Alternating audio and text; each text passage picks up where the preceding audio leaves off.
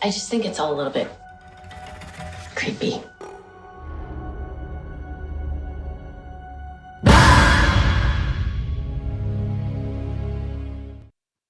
Halo semua, sebelum nonton jangan lupa klik subscribe dan lonceng ya. Terima kasih. Halo sobat, baca-baca komen kemarin, wah sudah banyak yang kangen dengan seri horror time jenis hantu nih. Kali ini aku akan membahas jenis boneka hantu dari berbagai dunia.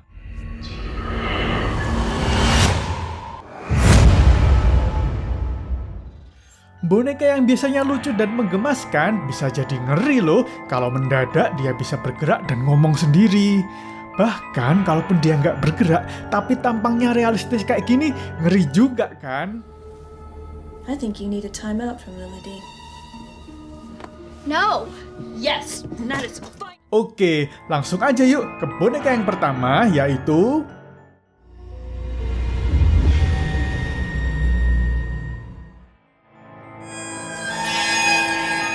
Robert the Doll.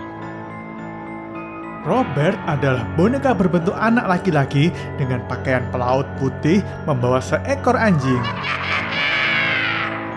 Di balik penampilannya yang biasa aja itu, boneka ini merupakan salah satu boneka berhantu paling terkenal di dunia loh.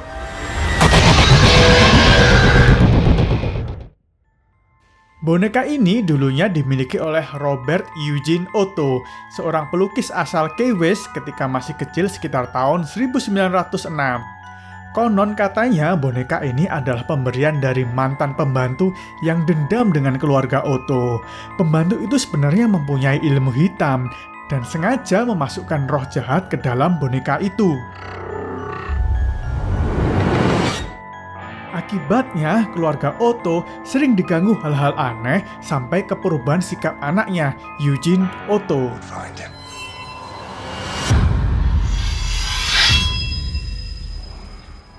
Setelah pemilik aslinya meninggal dan berpindah tangan ke orang lain, katanya boneka ini sering menghantui dengan cara yang meresahkan, bahkan pernah melakukan pencekikan. Kabar terakhir, boneka ini menjadi koleksi di Martello Museum Florida dan menjadi inspirasi untuk film boneka fenomenal Chucky.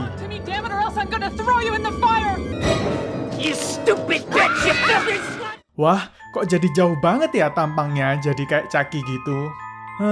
Heran deh di film-film ini, kenapa anak-anak ini awalnya pada suka dapat boneka kayak Chucky. Kalau aku dikasih boneka bertampang kayak gitu, ya absolutely no way. Buat giveaway aja kali ya, siapa tahu sobat ada yang mau.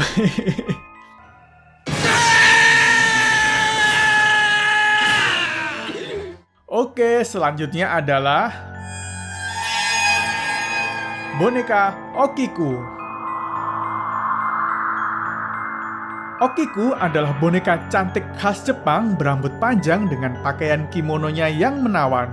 Tapi yang menjadi misteri adalah rambut dari boneka ini terus tumbuh panjang seperti rambut manusia. Apakah selain tumbuh panjang bisa melakukan hal-hal ngeri lainnya ya?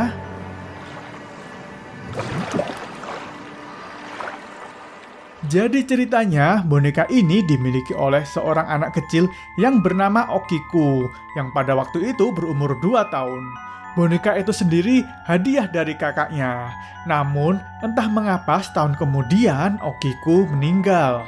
Boneka itu kemudian tetap disimpan di altar rumah dan diberi nama sama dengan pemilik aslinya. Beberapa waktu kemudian, pihak keluarga menyadari bahwa rambut boneka Okiku terus tumbuh dan memanjang. Bahkan setelah diteliti para ahli, rambutnya memang memiliki DNA seperti anak berumur 10 tahun. Fix deh, yang punya boneka di rumah segera cek rambut mereka ya. Selain rambut, kalau badannya jadi gede kayak gini, terus meneror kamu, gimana?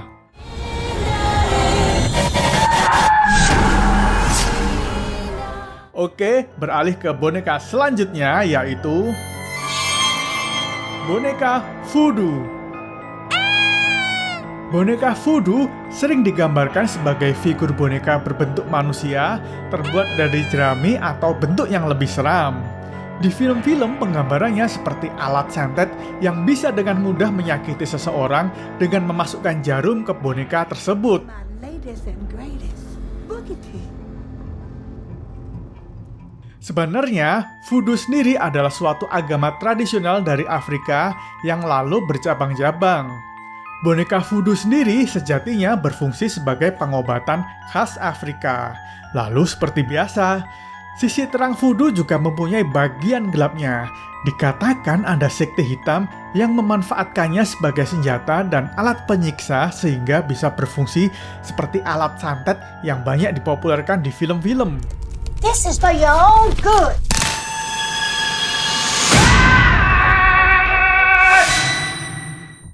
Wih, jadi kayak alat santet aja udah ngeri kayak gitu. Gimana kalau jadi hidup juga ya tuh voodoo-nya? Jangan-jangan bisa bertukar jiwa ke manusia lagi. Oke, dan yang selanjutnya adalah Annabelle. Annabelle mungkin adalah boneka berhantu yang paling terkenal saat ini.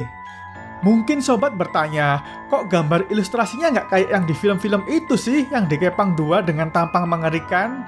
Iya, karena bentuk aslinya memang seperti ini. Jenis boneka Raggedy Ann yang lebih sederhana dengan tampang tidak terlalu menakutkan. Jadi yang di film itu memang dibuat beda karena kabarnya ada unsur hak cipta dari perusahaan boneka, serta yang pasti agar jauh lebih serem dong filmnya. Boneka Annabelle pertama kali ditemukan oleh 2 orang perawat pada tahun 1970. Ketika dibawa ke rumahnya, banyak kejadian aneh dan mengerikan yang terjadi. Pada satu titik, mereka sempat membuangnya juga. Tapi tebak apa yang terjadi? Yap, dia bisa kembali ke dalam rumah.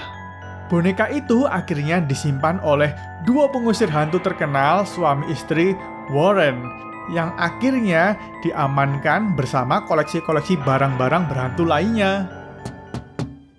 Wah, gimana ya kalau sobat terkunci di ruangan itu? Ya, kalau dihantui di sana aja nggak apa-apa lah ya. Tapi kalau diikutin terus sampai ke rumah dan di kamar, gimana?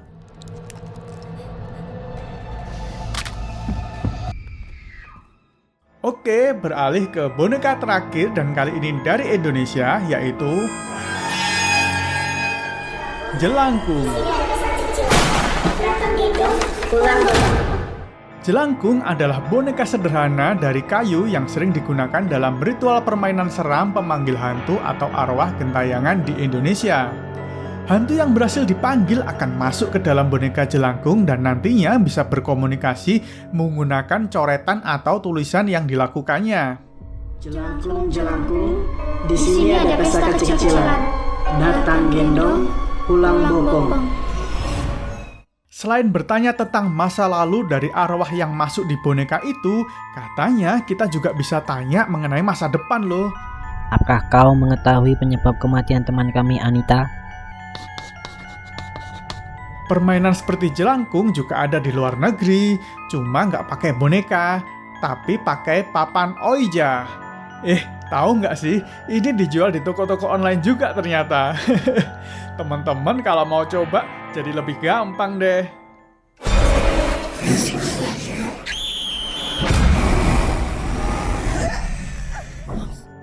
Tapi kalau takut sama resikonya, mending nggak usah ya sobat. Nah, itulah boneka-boneka berhantu yang terkenal di seluruh dunia. Gimana nih yang rumahnya banyak boneka? Coba ajak ngomong deh. Siapa tahu mereka bales. These dolls, they're alive, aren't they? Video horror time berikutnya mau bahas apa nih? Tulis di komen ya. Bagi yang sudah gabung Gold Member, kemarin aku upload video kulineran baru. Bisa dicek di tab membership ya. Oke, sampai jumpa semua di video selanjutnya. Bye!